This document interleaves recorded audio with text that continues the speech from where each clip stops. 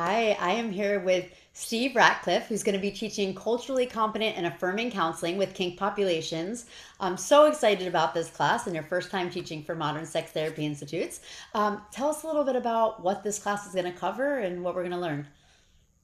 Absolutely. Based upon some emerging research that suggests that people who have kink fantasies are actually a pretty large proportion of the population. The people who are engaging in kink behaviors are a pretty sizable proportion. It's very highly likely that a clinician will work with somebody who has a kink fantasy or engaging in a kink behavior, whether that person discloses or not. And other research has suggested very strongly that a clinician's comfort in working with kink can really help people feel comfortable opening up.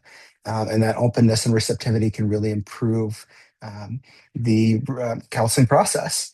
And in many ways, kink meets the criteria of a culture. And so we consider this a cultural competence frame. Um, and because there's also a legacy of helpers, very well intentioned helpers coming in with bias, which is not at all unusual in sexuality, with their own squick, with their own discomforts, and those causing a lot of harm on kink folks. I think this is even more imperative for clinicians to be really aware of populations that have been harmed by well-intentioned helpers in the past and to do something to prevent that from continuing. Yeah. And I think it's so important what you said because chances are it's going to come up at some point, right? If you're a therapist Mhm, or seeing clients, this is going to come up. So give people the opportunity to learn, to be educated and competent and to mhm, make sure that they don't harm their clients. So thank you so mhm. much. So tell us a little bit about like give us some teasers of, things that we'll learn in the specifics. Yeah, absolutely. So we're going to go over some of the research and some of the literature. I believe it's important to ground ourselves in some of the science, but like a lot of sexuality research as well as kink research in particular, there's not funding oftentimes for these studies, and most of the research is starting to emerge in the last 10 or 15 years. And so we're not just going to look at the research, we're also going to look at community feedback through books and through narratives, all of that to kind of provide a little bit of a background for some of this.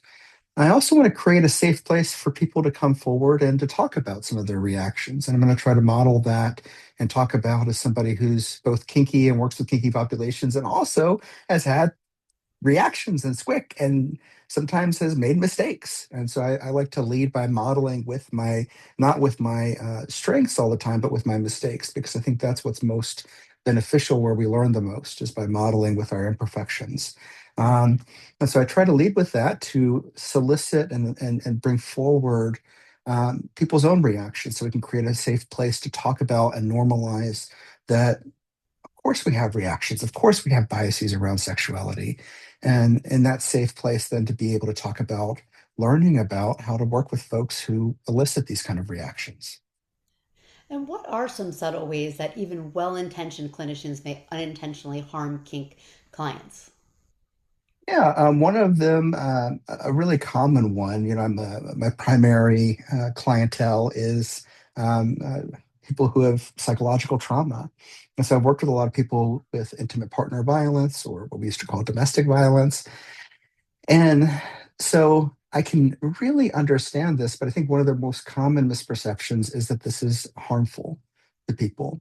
And sometimes a behavior that can be a part of intimate partner violence can also be really enjoyable, and that can be really tough. But the difference is the consent and the frame and the pre and the post and the during and all of the things that kind of set that behavior up and that context that really makes it very different. That it's wanted, that it's enjoyed, that it's desired by both parties. But I think that's really common, in a study that's getting ready to get submitted on clinician reactions. One of the most common negative reactions is that people would feel that a clinician would say, "Well, I hope you're being safe." And that can be subtly stigmatizing. Now, there are places to evaluate safety, and that's that minutia of knowing when to ask that is something that I would hope that a clinician would be able to get out of this training. But that's also something that we can develop over time, because this is not a one and done training all the time. That people might want to do consultation groups and do other kind of continuing trainings to develop that expertise. To but also like not assuming that automatically a behavior is unsafe or harmful.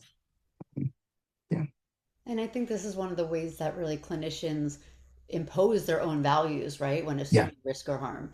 And I think that can Hmm. be extremely um, traumatizing, even for clients, depending Hmm. on how it's done. Hmm. What would you say the most common myths that clinicians hold about BDSM and kink are? Like, and where do those come from? Well, I think sexuality is rife with all kinds of myth and bias as it is. Most of us don't receive any kind of meaningful sexual education in high school or college or even graduate school. Most clinicians receive little to no training in sexuality, and so in this desert of knowledge, what fills is that void is our bias and our cultural learning and the things that we gather from wherever we gather them. And a lot of times there are myths there. And so sometimes it's general sexual myths, but sometimes it's specific, like that might cause damage, that might cause irreparable damage. I know sometimes people will say that about anal sex, that, oh, isn't that going to cause irreparable damage to where somebody's going to be harmed? Or, somebody might say, how could that ever be consensual? How could that ever be okay? Um, and so on. Somebody might also want to try to just avoid this and say, I don't want to work with these folks at all. Um, so I think that there's just a quite an array of myths. Um, um, the full gamut, though. That can't be pleasurable. That's just abuse masquerading. These kind of things. Yeah. Well, thanks so much. Anything you want to add? I know that we're going to talk about we're going to, the Mhm. theories, the background, treatment. Anything Mhm. you want to add? I'm excited.